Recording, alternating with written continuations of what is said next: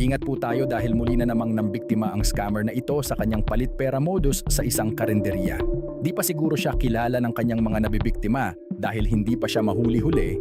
Sana makatagpo ito ng nakakakilala sa kanya at naway mahuli sa akto dahil madulas talaga itong scammer dahil kahit saang lupalop ito nakakarating. Mapapansin ding dinadaldal niyang maigi ang mga tindera para mawala ito sa focus.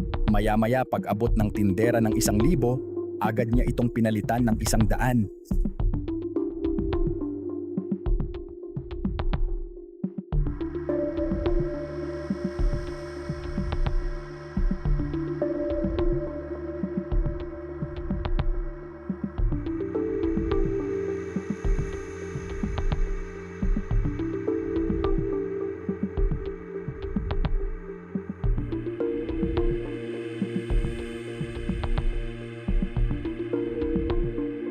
Na labis na ipinagtaka ng tindera dahil kakabigay niya lang ng 1,000 buo at di siya maaring magkamali.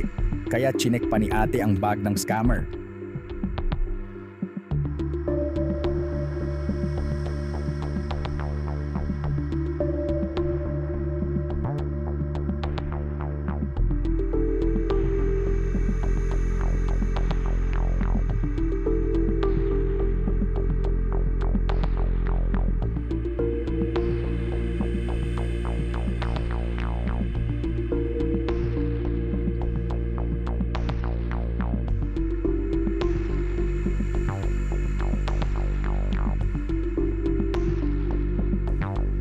Buti na lang at maagap at alisto itong si ating tindera dahil pinareview niya muna sa CCTV ang pangyayari.